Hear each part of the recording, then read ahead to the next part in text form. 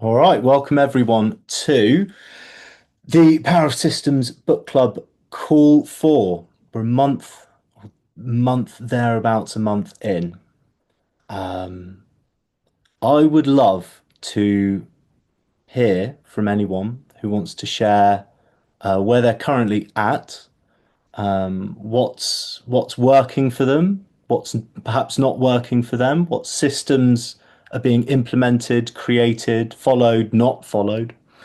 I'd also love to hear if there was anything from either last week's call, or if you couldn't make the call, watching the replay, if there was anything that jumped out for anyone, or something that came up in the call or from reading the chapters that inspired you to go and experiment with something, create something, play with a system, or to reflect and have a look at what your current systems are and what is and isn't working.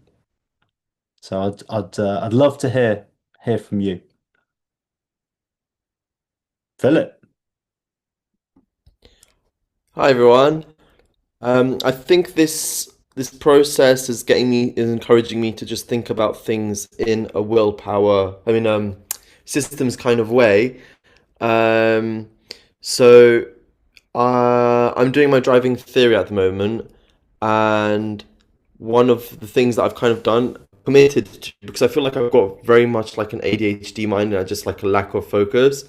So when I'm doing the driving theory test, when I go into like a module, it's like you have 60 questions. I really do my best to just stay on the task rather than like, ooh, pretty flower and I'm distracted. It's like, no, wait, I'm gonna complete these 60 questions before I move on. And I'm just kind of really committing to as much as when I'm doing it, just I get distracted. I know my attention goes, but then I realize I'm holding my phone like, oh, question 20. Let me finish this off. And then, whatever I was gonna do, I'll do it, but I have to complete this module and then I can do it. So a system of completion, Yes, closing the loop before moving on to anything else. So not multitasking. yes. And that's something I need to train myself on because I realized I have a very big ability of doing that, a very big tendency to do that. So that was my current system for the week. Yeah. Okay, cool, man. I heard you say this process. I can't remember the exact wording, but this process is having me see the world in terms of systems. And I'm really Yeah. curious, like what's changing for you? What are you noticing? Um, I think just a couple of subtle things because I realized like I always put a lot of pressure on myself to do a lot of things, but now I'm like, how about rather than having this big to-do list that I don't complete, just do like there's one thing I need to do today, but actually that's the thing I'm gonna do, rather than like overwhelming myself.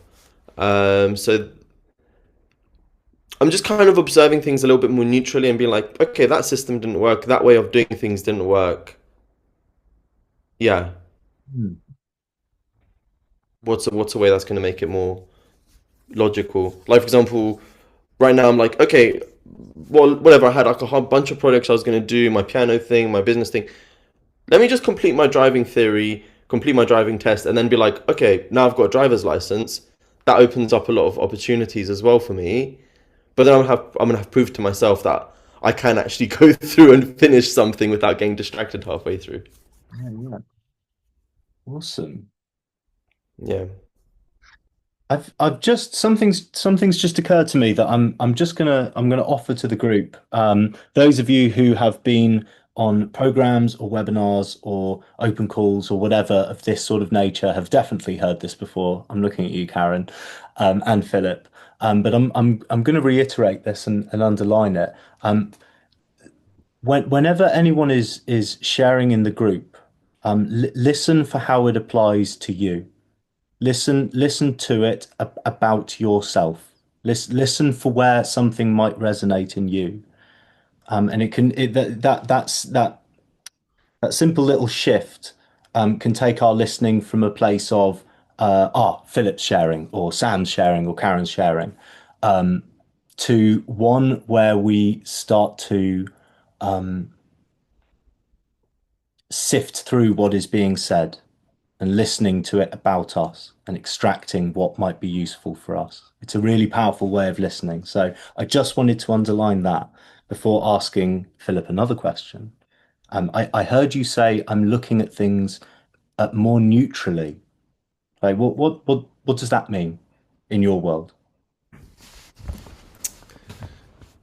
Okay, I'm loving this.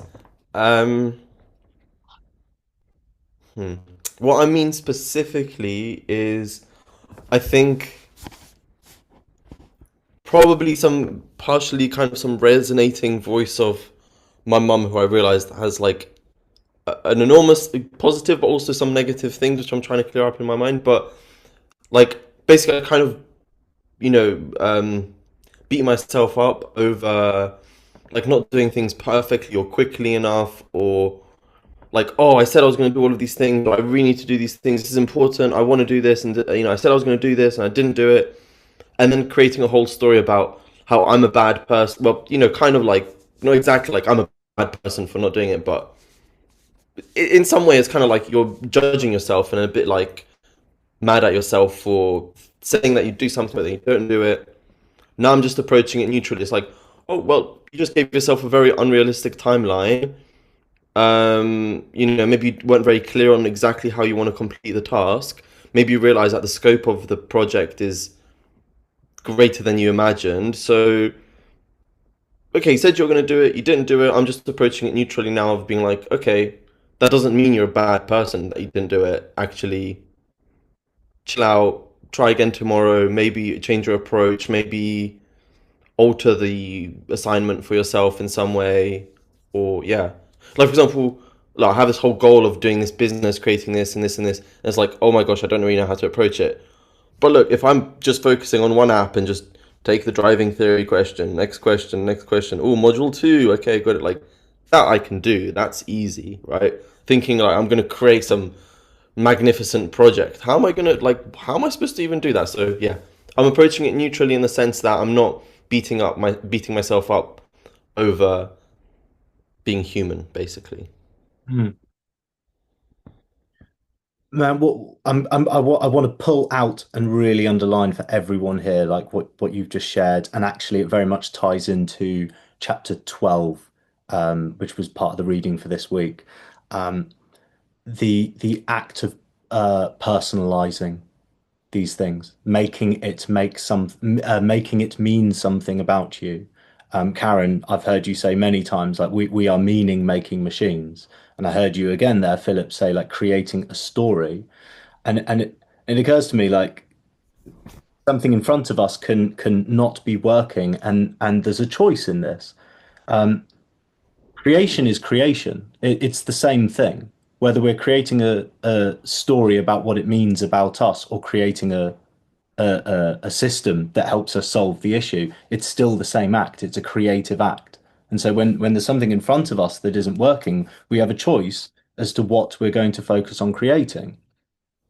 We could, and the paradigm of mind in this book is pointing to the one where we look to our psychology, our flawed psychology. The fact that this thing isn't working means something personal about me.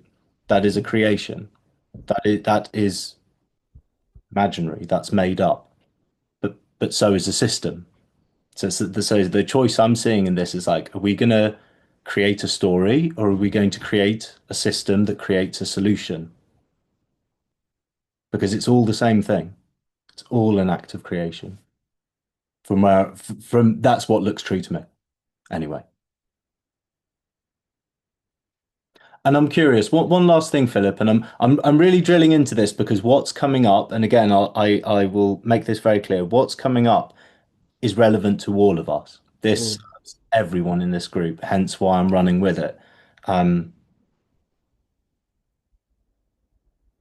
have you noticed, and if so, what have you noticed, the impact of depersonalizing things in your life? Not getting caught up in a story about you.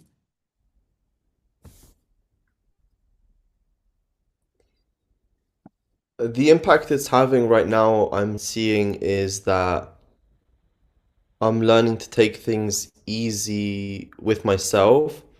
And because there isn't this ridiculous expectation, failed expectation, beating up myself up, telling myself a story about it, instead it's like one small simple goal, focus on that, actually get it done, feeling positive about myself. So by expecting less, I'm actually achieving more. Like again, I heard something on the internet. I can't remember exactly the context, but it was like if you're creating attachment and expectation of something, like counterintuitively, then it never comes. But if you relax, let go, relax your nervous system, and you just say what you want, but you don't really create too much tension in your body, counterintuitively, that's when it comes. Hmm. Yeah,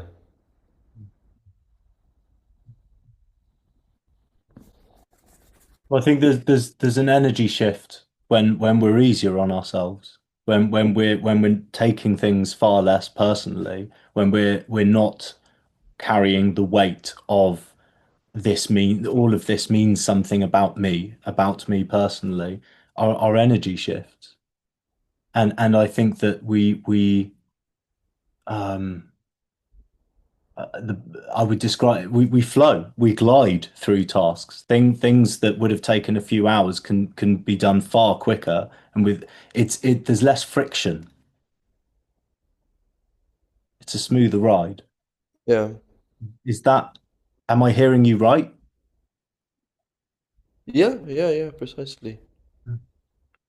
I saw Lyndon briefly raised his hand. Did he have something to say? Hmm. Okay, cool. Um, yeah, I think it rings true a lot to like my experience reading this book, which I read already kind of a while ago. But like one of the main things I got from it initially is pretty similar to what you're saying, is kind of just this sense of freedom from a lot of the sort of reflexive, like I don't know. There's a bit I caught up on like the past nine chapters at once, so they all kind of merged together in my brain. But like, there's a bit where they're sort of referencing Nietzsche. I don't know how accurately they're referencing him, but they talk about how these sort of illusions and like so-called like truths that you create about yourself can become a straitjacket. Um, and like it's reinforcing sort of machine that sort of stops you from really expanding out of it. And I found that like one of the really probably the most useful parts so far in reading this book was again that depersonalization. And even if it doesn't, like so far, and part of the reason I'm here in this book club is so far, like the extent to which it has, I have actually implemented it and played with it and pushed it onto the various sort of systems I do want to improve is like certainly I think it's there a little bit. And it has been useful a little bit in that way. But like the initial thing that I think was really cool that it gave me was an ability to sort of look at all of these like pent up sort of assumptions I've had and this sort of reflexive, oh, this is like, yeah, again, the idea that there's something wrong with me or like the sort of egoization of it all, and then move from that into, okay, wait, no, like now now I'm thinking about this, I can see a bunch of ways in which I'm just like these systems are just sort of a bit silly for what I'm trying to accomplish, and like I'm perfectly capable of changing them. And it's like I don't know that sort of shift I think is can be quite powerful and sounds a little bit like what you're talking about. Hmm. Yeah, very much. I heard you say reflexive there a couple of times, Lyndon. I'm curious what you meant by that. Um, I think it's like I almost have like a kind of visual sense of it. It's like you're sort of bouncing shit back at yourself. Like it's a very sort of internal like process in which you're sort of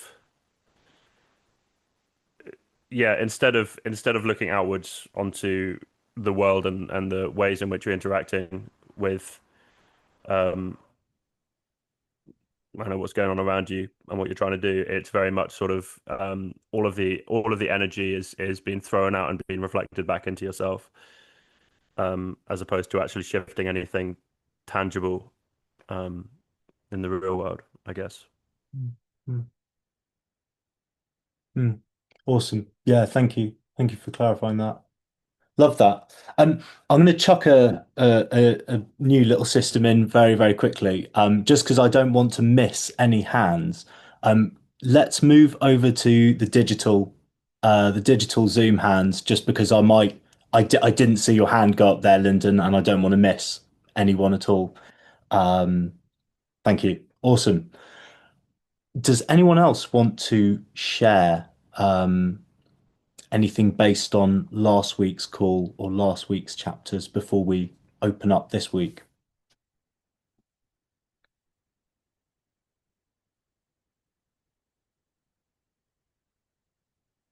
Awesome. All right. Well, let's open up this week's chapters. So chapters 10, 11, 12. I would love to hear from someone that wants to give us a direction to go in and start us off.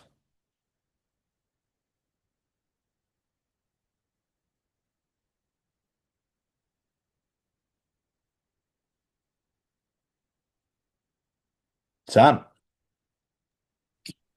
One thing that I think it's in chapter 12. Uh, yeah, it's just at the very end of chapter 12. And if I'm honest, the last like reading the first like 11 chapters been sort of like, yeah, systems, like, yeah. But like I've just been sort of like hung up on not being able to like knowing the system, but not like being able to like not doing it, and sort of just like choosing not to do it, if you like. Um, and then I was like, I when I read about um self-improvement or system improvement, I it just sort of like clicked to me that I don't ever think that, because there was like earlier in one of the chapters, um maybe chapter 10, they talk about his like talks about his friend being broken, and he never broke, he was never broken and never was, there was nothing wrong with him. I don't ever think there's anything wrong with me, but I do make up stories about my personality that then get in the way of like changing. um so one thing that, well, not even just one thing, but like with systems in general, and that's what sort of shifted for me, is that why, like, I was like, why can't I do the system? And then I realized that that in itself was shifting it to the thought rather than the system. So I was like, okay, so let's like abolish the thought process and let's look at the system. Why are you not? Why, like, what's the bit that, like, which bit of the system isn't working? So then obviously it's the first step of the system that I obviously, for whatever, don't like. And sort of then going back to what I tell myself, I always say, like, oh, like with a deadline, with meeting deadlines, I always do it last minute. And then I always tell myself, oh, I just work better under pressure. And like I tell myself that. So then therefore I believe it. So therefore then my system is, well, until there's like a huge amount of pressure and I'm gonna be stressed to fuck about like doing it, then that's just been like how I've sort of like worked in like my creative field.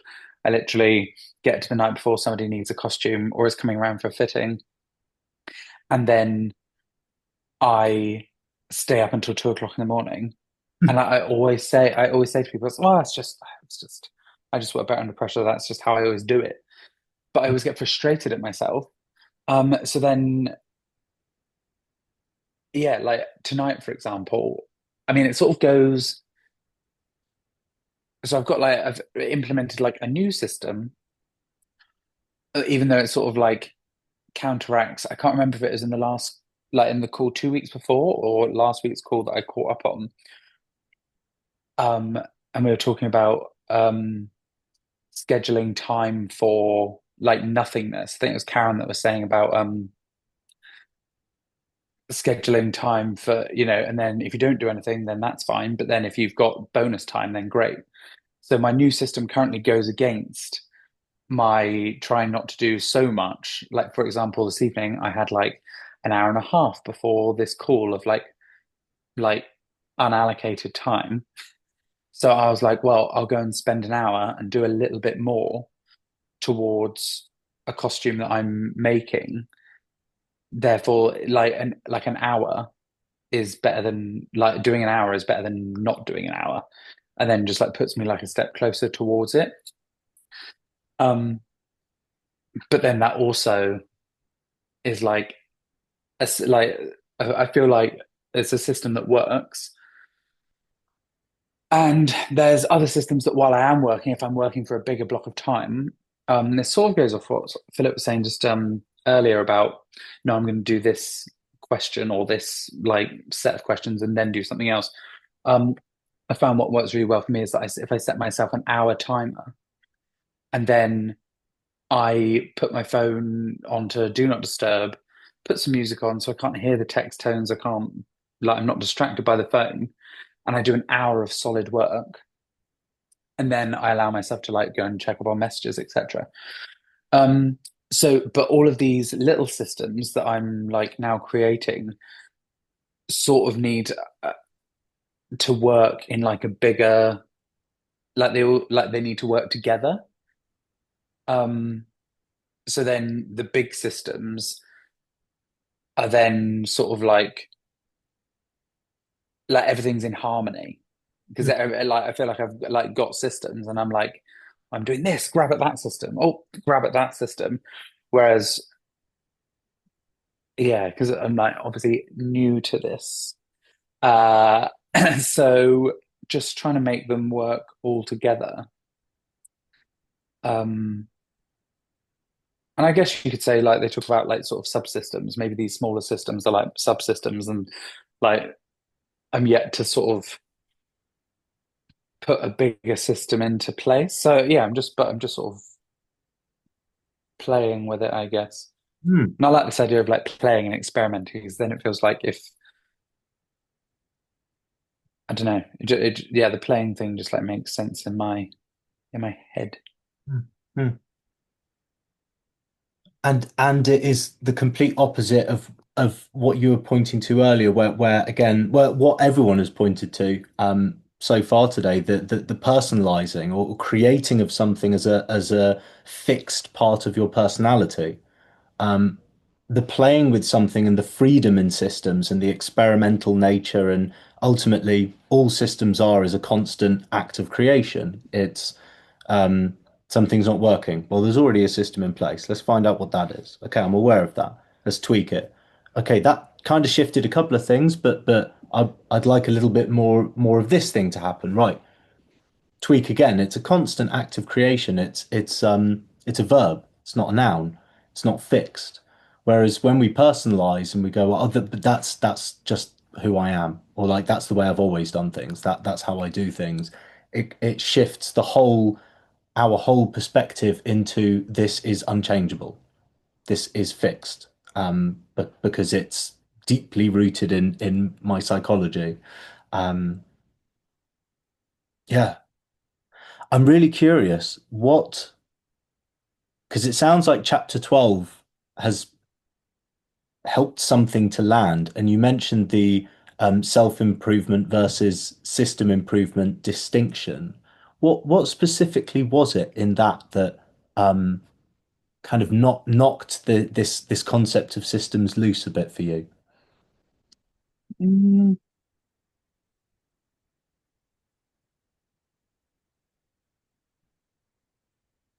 I think it was also the paragraph like before it about the acceptance um of the new game. He didn't trust it, believe it, set intention around it, or have confidence in it, Mm. and that's very much the place I was coming like that have been sort of like coming from my attitude towards it. Um, so then yeah, sort of the playing and testing and experimenting. I know like we've I guess, talked about it, but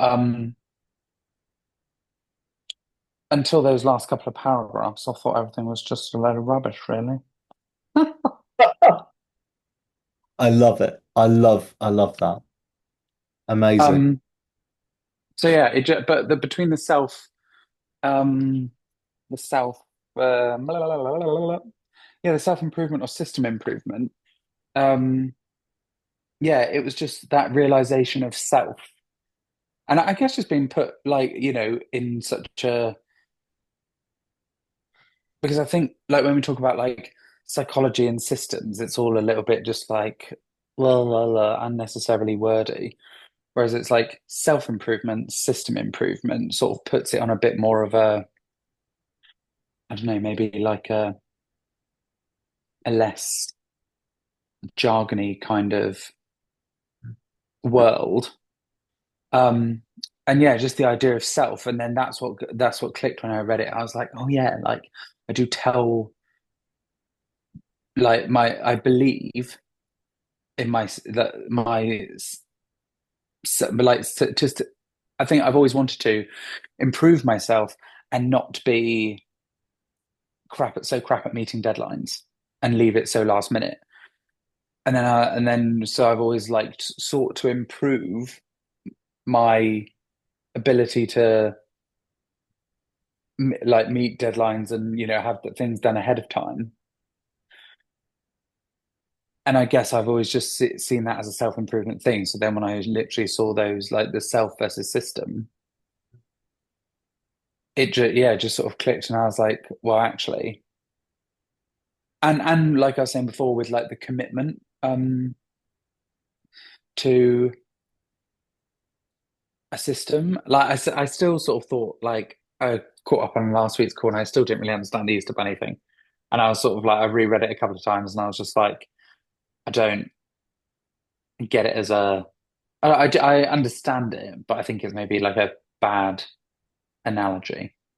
Whereas, um, yeah, like a system improvement, um, sort of then also shifted that of like, well, it's not my commitment to a system, perhaps. And like, this is the very like a start of this sort of like thought process, I guess. So it's very like early stages in the realization, but the commitment to a system and me feeling like, well, I'm just not committed to it.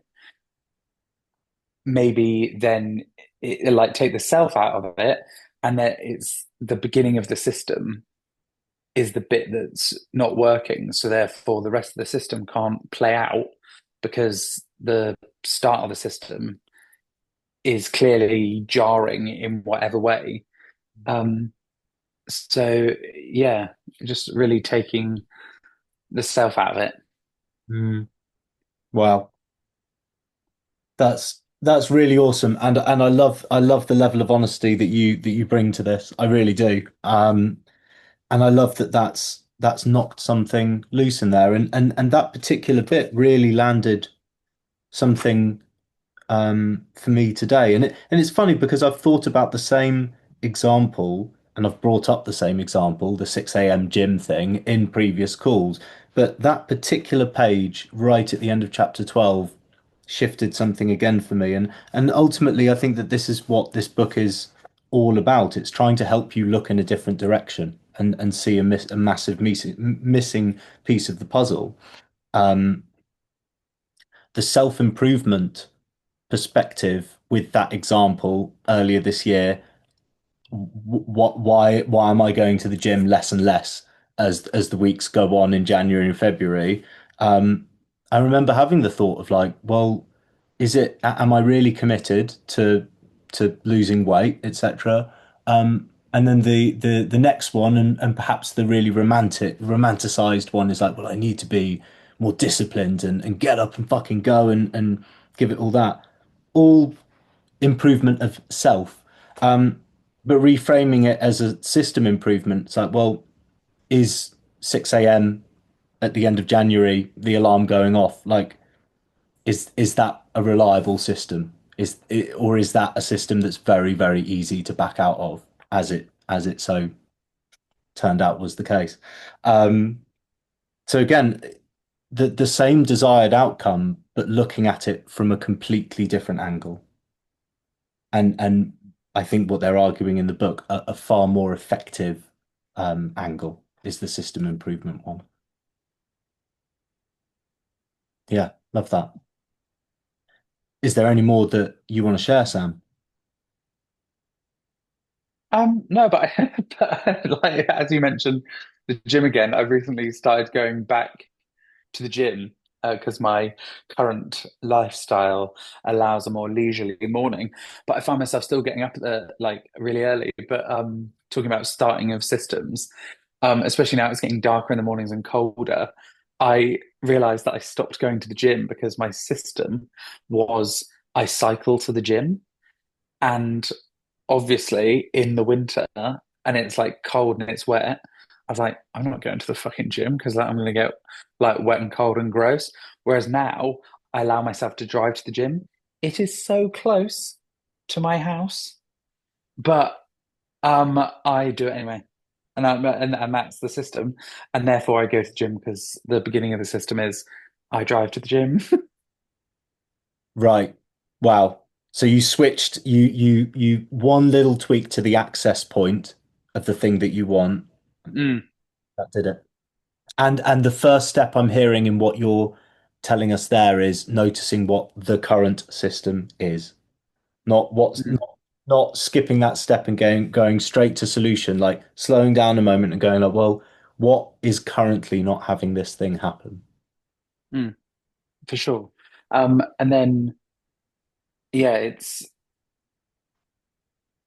real thought has gone. Driving to the gym. Oh yeah, because I would tell myself before that, well, you're going to the gym. Like don't drive to the gym because then that's just like late like I'd see it as like lazy and like counterproductive in a sort of like, oh, you're going to the gym, you might as well cycle there. And like just making myself cycle, like come hell or high water. And then I was just like, so instead of taking like, just taking the story, I was telling myself that I was lazy if I didn't cycle, then also, I guess, is, a system improvement rather than a self-improvement thing. Mm, mm. Wow. It sounds like something, it absolutely sounds like something's very much landed there. Hmm. That's awesome. Awesome. Are we complete for now, Sam? Yeah, I reckon so. Awesome. Thank you. Thank you very much. Karen. Thank you, Sam. I loved the bit about the beginning of the system. Because I've noticed Mm, I used to use the word creation a lot, and creation's got a really heavy meaning for me. And in coach circles, we always talk about creation and also music and all of that and all the arts, some creative. And I've decided I don't use the word creation anymore. I use transformation because something always comes from something. So like, like a song comes from notes or a play comes from words. It's not like from nowhere, like a bookshelf comes from a tree. We just transform it. And that's just taken all of the heaviness off for me. But yeah, there was a pressure there that I didn't realize I felt, and now I don't feel it. So that's interesting. And I've obviously been using systems for a little while and thinking about them. I've been getting a lot of clients to think about it. So it's obviously very in the front of my mind. I've even got a system for working out what we're going to eat every day, which I've never really had. It's always been like, oh shit, now what do I cook? But I've got it all sorted, and that's everything feels so much easier now. There's less time wasted on beating myself up or thinking about stuff and in a kind of random way. and I'm getting much more done. I used to have systems of um, hyperfocus. Everything had to be done in hyperfocus, otherwise it wasn't worth it. And now I'm able to just jump between one thing to the next with no thinking about it, and I'm getting much more done. So, yes, I've just taken the pressure right off myself. And I'm also, as I think most people know, a deadline rider, but I'm also like, I'm just putting the really important things in. And that's all I need to do today. I'll just do those bits. Anything else is a bonus. And then, oh, I'll just quickly wash that cabinet down because there it is. I've just noticed it. And I can be thinking my thoughts, and rather than structuring it in and making me feel like I'm in a straitjacket, a literal straitjacket, I'm actually, it feels more freeform, but my systems are probably tighter. And that's really lovely. So I'm liking that. And the thing that I'm fascinated to find out what other people think about, because when I read the thing about no brain is better than a bad brain, and if one part of the system isn't working, so I've been thinking, well, tweak that one thing then. A bit like Sam did, like, oh, fuck the bike, excuse my French. Just get in the car. Like, it's better to be there than to not be there. Like, who cares? I'm going to work out anyway. Um, but the bit that he was saying about like a bit of the brain will pick up on another bit. And I was thinking about that, and I couldn't think of a practical example of when another bit of the system takes over. So, in a real cop-out way, I'd like to know if anyone else had any ideas, because I had none.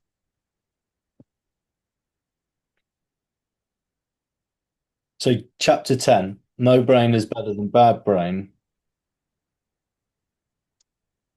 Yeah, no, like the idea of neuroplasticity, when like if you take out one function, another part of the brain will adapt and take over that function. It will learn how to do it, and you can cope without that bit of your brain, which I know to be the case because I've studied all this.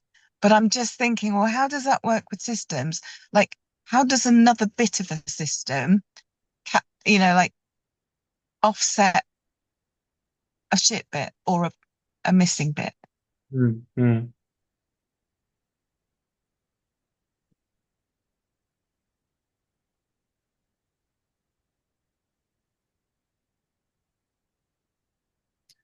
Does anyone want to?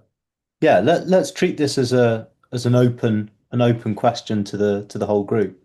Does anybody want to share any thoughts they've got on that particular bit? It took me a couple of reads today over chapter 10 specifically, I think, to start to gauge some idea as to what he was going on about.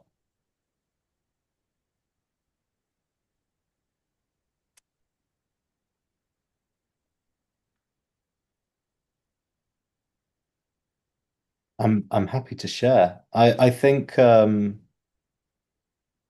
page 56, so the final page of the chapter, the paragraph I think that or at least the way I made sense of it, this paragraph, if it was our job to completely understand systems, then this might be a daunting realization. But the systems paradigm in this book leverages the emergent properties of complex systems. He used the human brain as the example of a complex system to provide many possibilities and paths forward for creating desired outcomes without our having to understand everything. Um, what immediately came up for me there was the music industry as another example of a complex system, and the infinite ways that people go from A to B in their music career. And I remember having this a tutorial when I was at music college with the head of the guitar department and going, okay, how do I get booked as a hired guitarist for artists? How does that happen? And I remember him saying, so, well, how long have you got? Because we've only got 20 minutes. And he's like, it could literally come from anywhere. Um, he then told me the start of his career was he was fresh out of music college in the like towards the end of the 90s. He was teaching some kids, like private students. One of them, the kid's dad played bass in a busy function band. So then they booked Damien, the guy who was teaching guitar. Then they took him on full time. All of them were London-based session players, and then he started getting calls from all of them, and ended up doing sessions with Moby, Average White Band, etc., etc. So that came from that situation, which is like one of many, many ways in a complex system like the music industry. Um, that was the meaning I took from all of that. That there are many possibilities and paths, and I suppose I heard it as a reminder to not get so bogged down in one thing that isn't working that you end up putting the blinkers on and hyper fixating on something to the point where you begin to miss what might be in the corner of your eye, like what might be just out of immediate sight.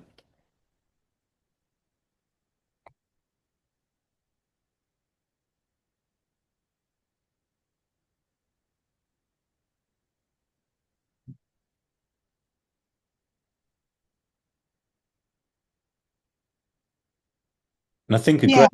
great example of that. If any of you are interested, I'll send it over. It's like a 5 minute video. Maybe some of you know Rick Beato, who's a YouTuber, producer. He has had an insane career in the music industry. And he put out, and I love it when people who have reached massive levels of success in their field. I love it when they put out videos like this, showing the truth of what his 40 plus year career has been like. And he summarized it in a 5 minute video. And it is the definition of ups and downs and random encounters creating something like it summarizes that line, many possibilities and paths forward for creating desired outcomes. Like that line is summarized in that video. So I might I'm no, I'm gonna email that out to everyone after this, if anyone. Yeah. Thanks. Yeah, I'd like to see that. So I loved what you said then. Thank you for that. And but now I'm a bit like I don't want to use the word stuck, but so we're looking at a system and we've got different parts of the system. So am I getting confused then? Do you think I'm getting confused with a straightforward system and a complex system? And when I'm looking at my system and what isn't working about my system, tweak the little bit that isn't working, but then aware that I'm in a complex system. So there may be another bit that I haven't seen that is going to cover for that or adapt my slightly rocky system.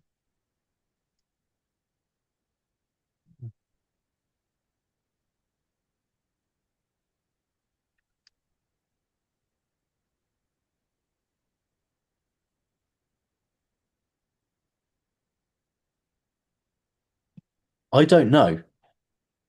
I don't know. That chapter stumped me a little bit today, and so I'm still sitting with it and finding my meaning. Um,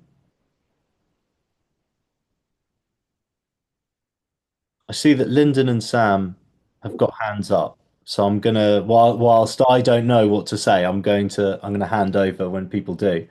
Um, Lyndon,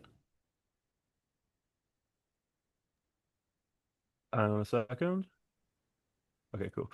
Um, yeah, I do kind of remember like one of the slightly ambiguous, maybe annoying parts of this book is that the word system is used to mean a whole bunch of different stuff. But like I think it does kind of come back to what you were saying earlier, Will, where there is like there's this distinction between the really hyper complicated systems in which we are a part and in which all of our actions are a part that are kind of fundamental. You can't understand them fully. You can sort of compartmentalize the parts that are important in a way that works for you. You can create systems.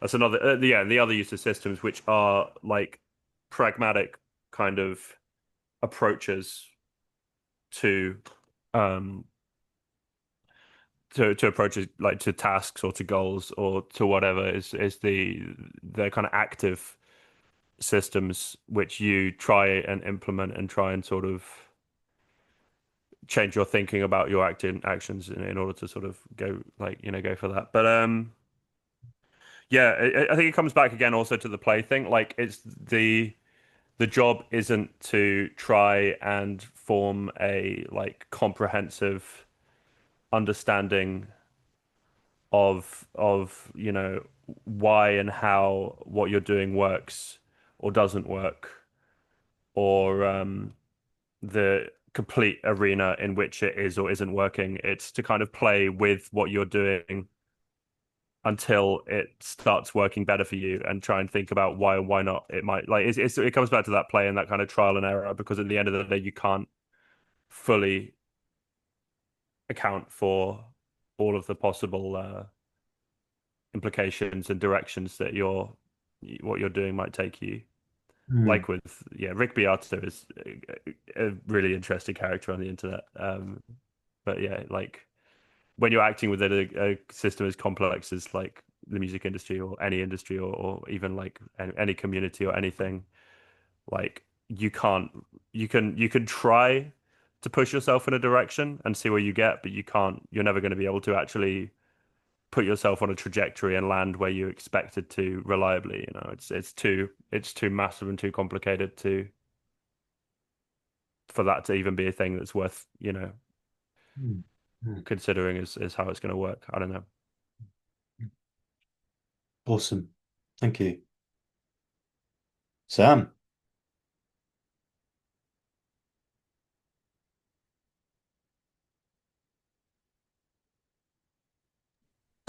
So I was just like weirdly editing my profile, like instead of unmuting my speaker.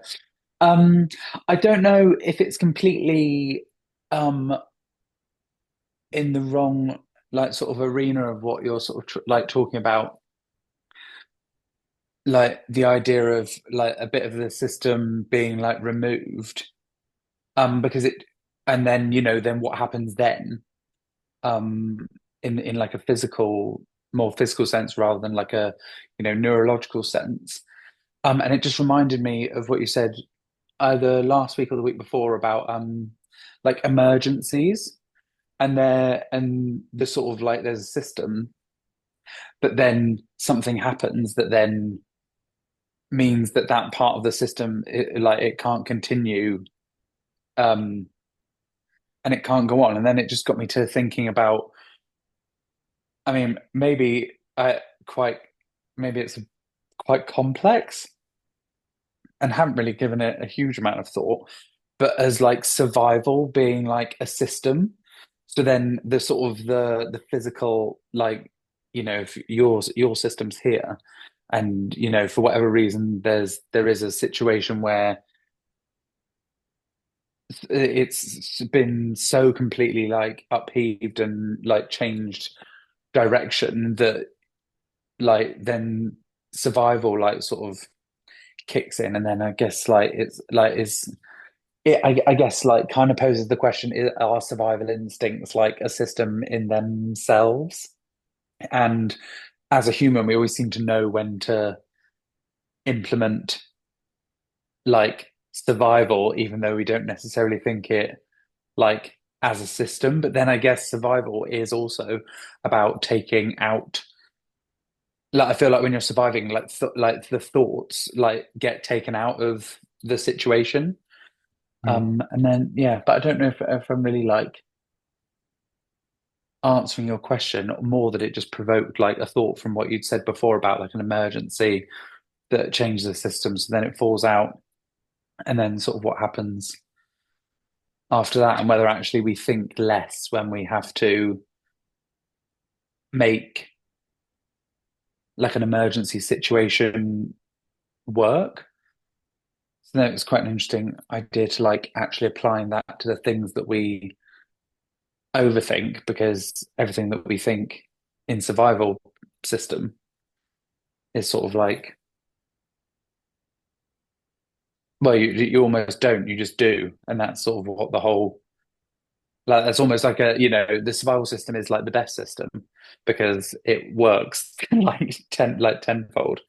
Mm. So yeah, now I've just gone on a bit of a tangent, but those are my thoughts anyway, Karen. Well, thank you. I think what everyone said has really helped me, and I think I got fixated on one particular system and then read it about one system when actually it was meant about complex systems. I think that's where I was going, why I couldn't think of it. So now it, to me, there could be an element of a system that doesn't work. We can tweak that, but also just to be aware that we are in a complex system anyway. So the answer might come from somewhere else, or another system that we're also running might come and deal with that element. And then, of course, that allows you to have a system whereby intuition can come in, and God or whatever, like something bigger than yourself has then, that we don't need to expect or to understand, but the door's open for them to come in and things could just happen. And I'm not very eloquent in spoken form, but I write really well. That's all I'll say. But yes, I think, thank you guys. All of that really helped me. And I think I just misunderstood where he was aiming. And I was trying to think of a practical application, because this is meant to be a book that we use, but I think I've realised where I went wrong. Thank you very much, all of you. Will you keep us posted as you go and play with it? Well, part of the playing with it will be the openness to what I don't currently know that might just arrive. So, yeah, if I have any examples, I'll let you know. Thank you. Thank you. Thank you very much.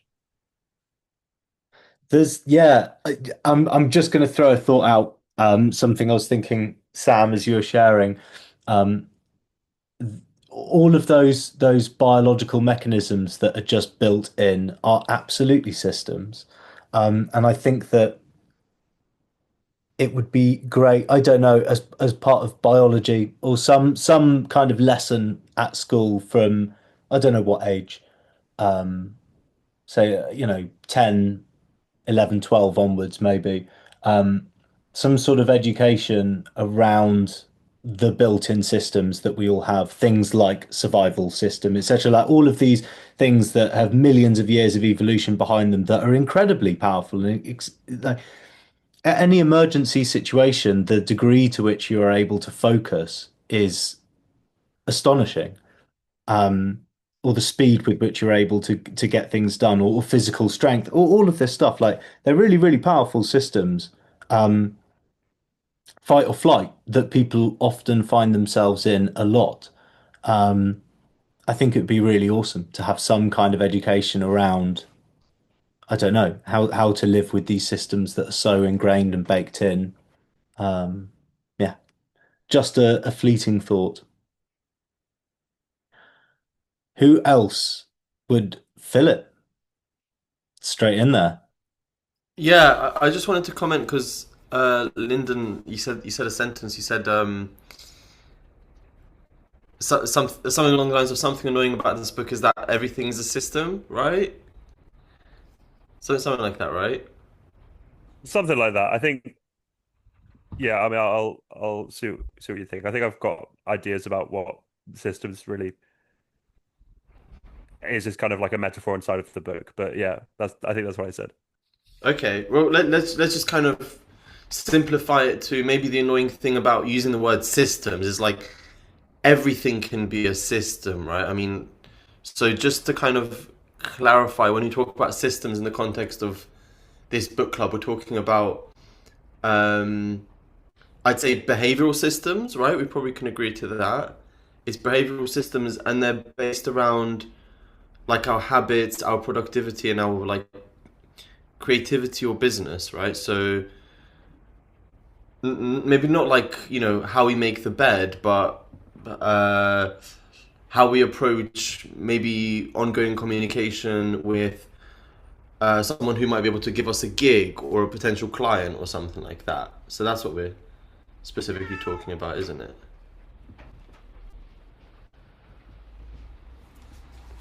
Sorry, I I had the wrong window selected. I started playing music.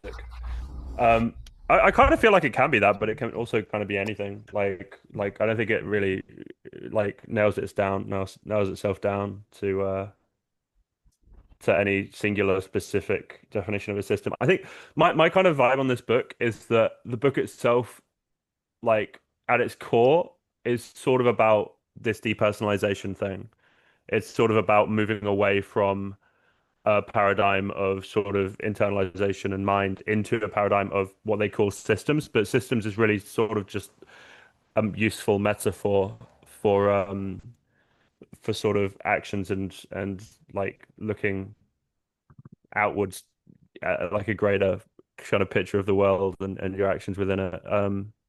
Like again, like they use system as a word to mean like loads and loads and loads of different things in the book, and that's sort of fine. Um, but it can sort of feel like it's muddy in the waters when you're sort of approaching it. But yeah, it could be like it could I think it could be making your bed if you've got a like if your system for making the bed is failing, like oh I just crawl out of bed every morning, like and then have a shower and leave the house, and then I'm like, but then I don't know my partner is getting pissed off with me for leaving the bed in a state, or I feel like my house is gross or something. Then there would be a system for making the bed. You'd be like, okay, well now I get out of bed and I just do that with the sheet, and then once I've done that, it puts me into a place in which I can do the rest of it because it's like I'm halfway there already. Or it could be looking at greater systems in terms of communication and stuff in your work and on all of these. Like it could, I think it can work on any number of levels. Um, and the real kind of thing is just like there's yeah, I don't know, there's like loads and loads of tiers of activity and action, and the book, I don't know, I don't think it's you can focus at any one of those. Not that they're even really discrete, but you can sort of focus in at every level, any level, as long as you have a clear idea of what action you're taking, right? What's your first step? What's the plan, basically? Hmm. That's my kind of idea of it anyway. I think because what you said, Philip, and actually I think this might segue really well into a little exercise. Um, what I heard you say, Philip, anything can be a system, or anything is a system. Because of that, we can apply this anywhere.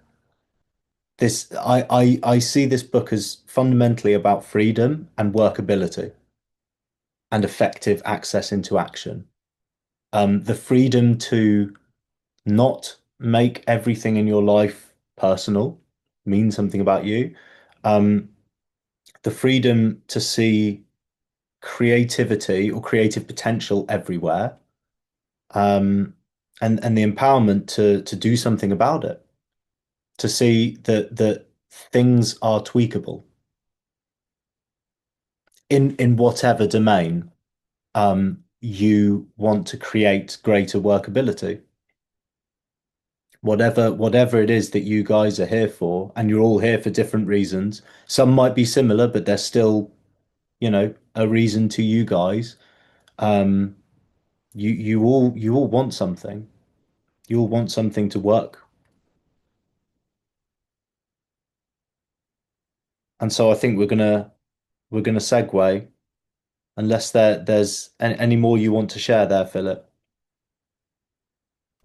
Um, I think the I, I was listening to you guys talking, and I think the thing that I kind of felt like was a bit pesky was like thinking of this book describing systems where it feels like it's approaching a behavioral, like a high level kind of degree of it, where it's to do with behavior and building a business and coaching and I feel like big things, right? And then, oh yeah, but the word systems can really mean like uh, I loading the dishwasher, or like just when the milk runs out, I buy the milk. But then, I mean, you kind of just explained it pretty well. It's like, well, the way you approach those systems is also the way you approach other systems. So if you build yourself into that routine of, okay, I'm gonna have these systems where, for example, I don't like it when I don't have any milk because I'm trying to make my coffee. I don't have milk, so I'm always gonna make sure I always stock up the milk so that I have milk for my coffee. Well, if you have this approach with that system, then that's gonna have like a domino effect to other systems in your life where you're like, okay, what's the logical thing to do here so that I'm not in X situation? Create a system that enforces that I don't fall into X situation. So really, maybe my gripe, which I said at the beginning, like how the word systems can be pesky, I think I kind of answered it for myself, and I realized that actually, like, well, maybe the way we approach the small things in life is always it's also the way that we approach the big things in life. There we go. There, close the subject for myself. Man, it can be anything. Like, I don't know. I make sure I brush my teeth before 8 a.m. Let's say, yeah, let's say someone routinely forgets to brush their teeth in the morning because they work from home or whatever. It's like, cool. I have quite a good example of this, I think, real quick, is that the way I keep my kitchen clean is, and this is like, it kind of accidentally fell into this, is to always empty the drying rack for my dishes as quickly as I can. And that is a snowball effect because if the drying rack's empty, then it becomes easier to do the rest of the dishes. If the dishes are then clean on the drying rack, I empty that. It means I've got space on my counters because there isn't stuff cluttering that up. That makes me, and then the addition to that is that makes it easier for me to cook when I want to cook. Like, so like, which is like a cost saving thing because I don't want to be buying takeout and stuff. It always like just like rolls and rolls and rolls. And you kind of end up, once you sort of look at it from this idea of analyzing the systems, which is a big, it's not just about creating systems, it's also about kind of seeing them, then you can sort of begin to reflect on all of these like runaway effects all over your life that can be made. And I honestly do think it is, for me, as simple as keeping the drying rack empty and also like doing like the pots and pans first as quickly as possible. That's like the two-step system. And the system's bigger than that, but that's the part it's that initial part that I find hard. So that's the part that I plan. I don't think about the rest of it. The rest of it does itself. It's those two beginning parts that then allow me to get on with the rest of it. Hmm. I really love that, and that is the perfect example of the knock-on effect and the interconnectedness of all of this. This kind of, yeah, one small or subsystem there actually is part of this other bigger system going on, which is the kitchen's always clean, you don't get takeout, you save more money, etc., etc., etc., and it actually snowballs from there. Um, and just a point of observation, really interesting that for the second time, the beginning of the system has been brought up today, which Sam is something you brought up first, and now Lyndon you have as well. It's like as long as that first initial bit gets nailed down, there's this kind of knock-on effect, and it starts to roll from there. I think I was getting caught a lot in the stress of having to plan an entire system when I first sort of started thinking about this stuff. And it's like helpful, I think, to think that, okay, you have to plan the bit that's hard. Like, if something's already working, if it's already easy, then just let it do its thing. Like, solve the parts that aren't working, and you don't worry about the rest. Hmm. I love that. Does that help, Philip? Yeah, for sure. I even just wrote that down, Lyndon. You have to plan the bit that's hard. The rest is easy. Yeah. Yeah, I'm good. Thank you. Well, Awesome. All right. I think we'll do. There was an exercise I was planning to do today. I'm going to scrap that and do a different one that I think is going to be far more on topic. And it's very, very simple. Have you all got a pen and paper handy?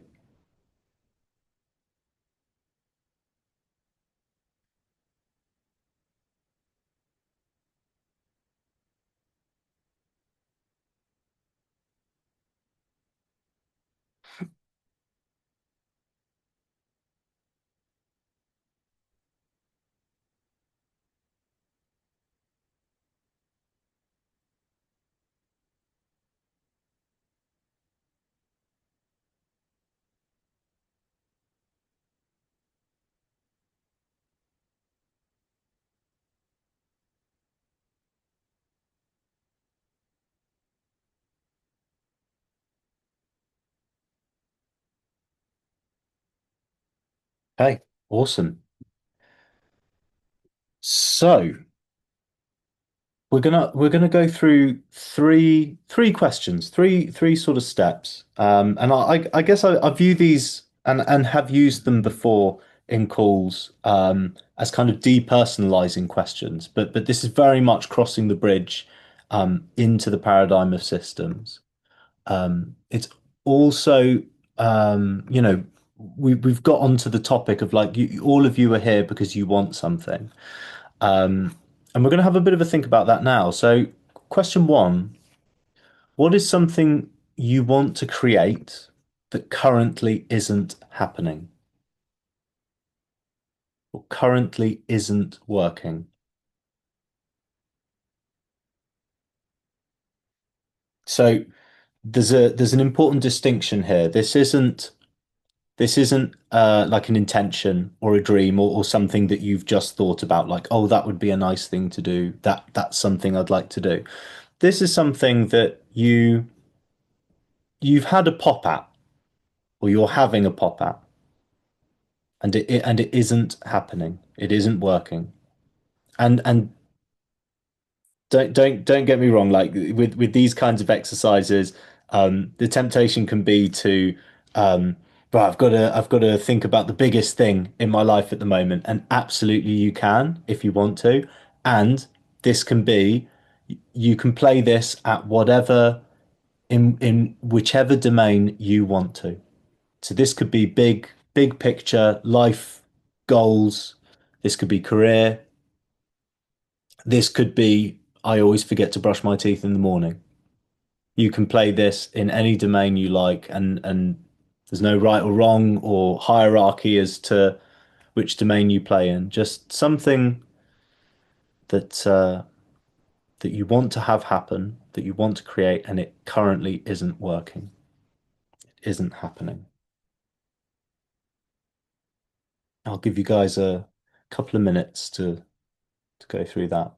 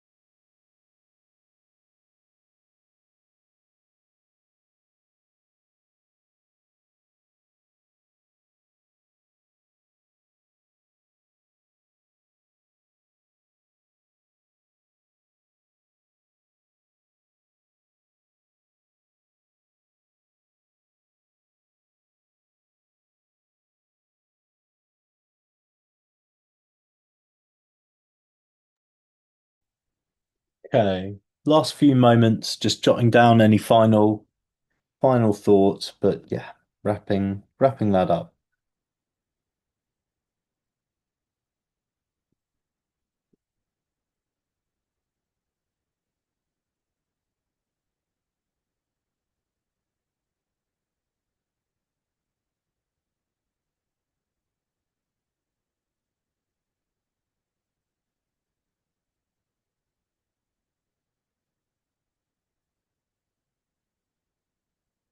Okay. I think most of us are back in the room. Um, if Lyndon has gone anywhere, I will repeat. Oh, I think he's coming back, maybe. Yeah, there we go. Hello.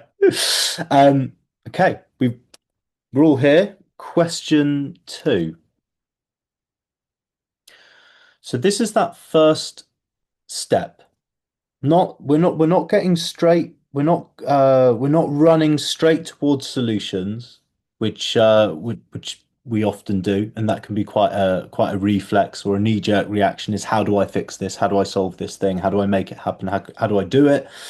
Um, this next one is the noticing step that often gets missed out. How is the your answer to question one, how is that thing not happening? In other words, what is the current system that is creating the outcome of that thing not happening?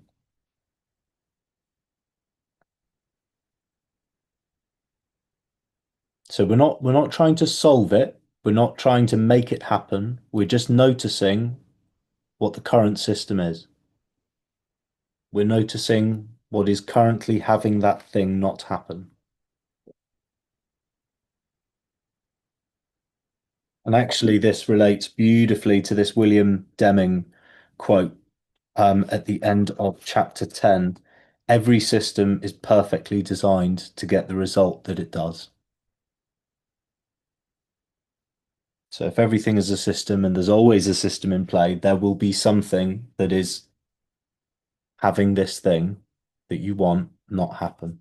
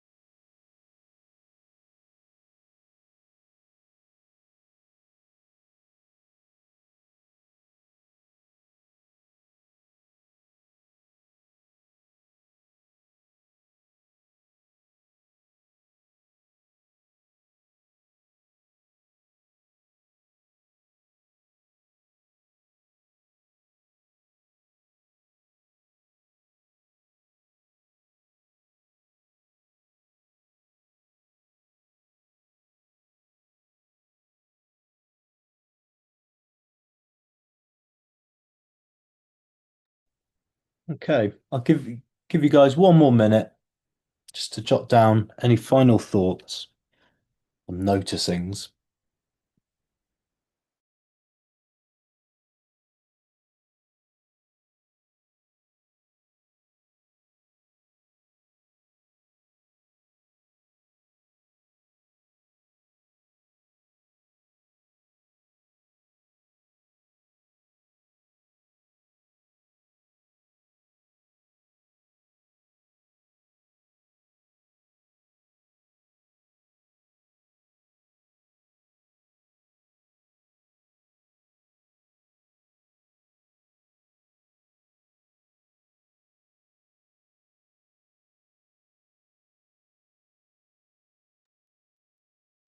Okay, last few moments.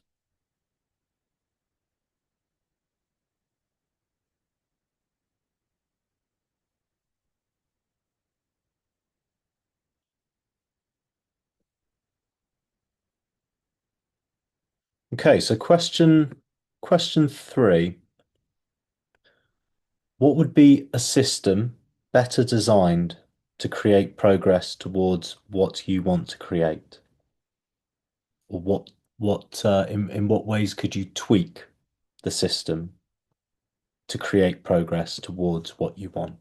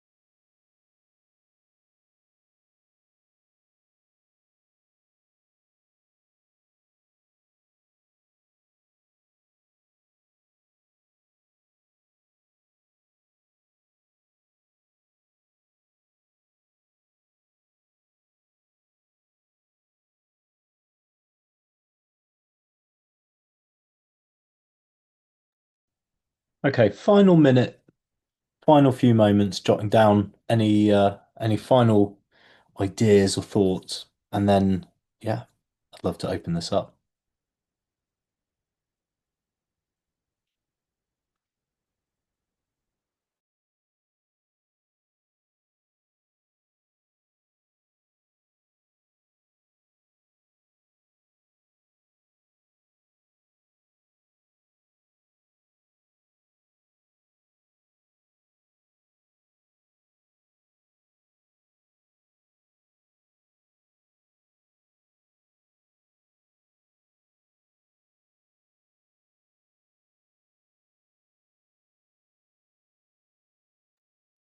Okay, Karen.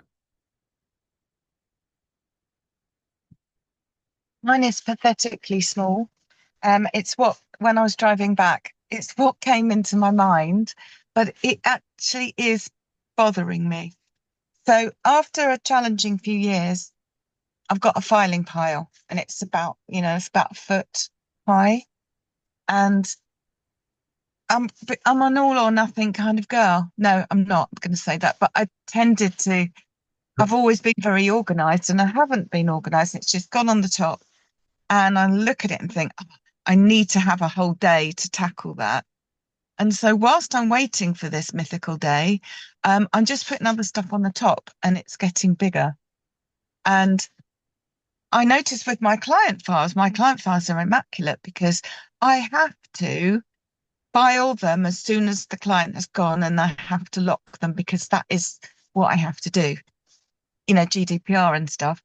And so completely up to date all the time, piece of piss, excuse my French. I've decided that, yeah, so what I want to have happen is my filing part to disappear. And what I've noticed was I'm putting more stuff on it. And all I need to do is to just like touch something once and it goes in my action folder or it goes straight in the filing. It doesn't just have to sit there, and it certainly doesn't go on the pile. And then that will be done. And then I could, while I'm there with my filing cabinet open, I could then just take the first thing and just say, oh, I'll just file that. And then after a while, like things you get pension reports and stuff like that. I don't need all of them. I need the latest one. So all of the old ones could just go straight in the bin. I don't even have to file them. So it's a pathetic thing. And as I'm clearing my parents' flat, I'm doing it as I go along. And I'm not putting things in boxes to sort later. I am sitting there in my mum's chair and doing the work then, which looks like it's slow, but I'm not actually putting it off. I'm doing it. And I have just realized that I'm not doing it in all areas of my life. Right. And this is quite a new thing for me to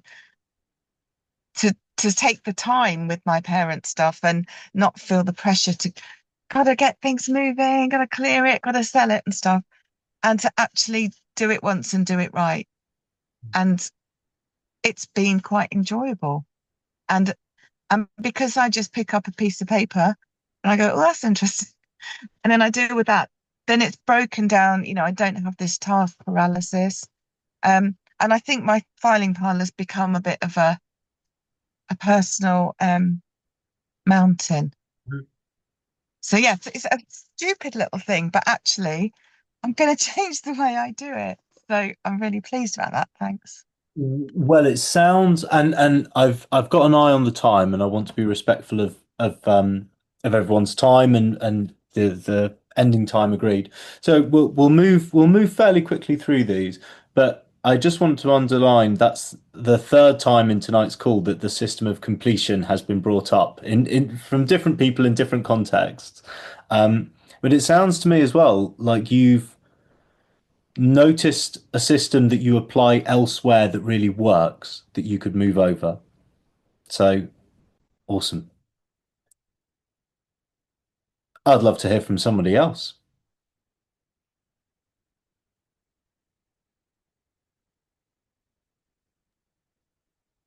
Mine's quite not a big one. Well, I guess that you argue, well, whatever.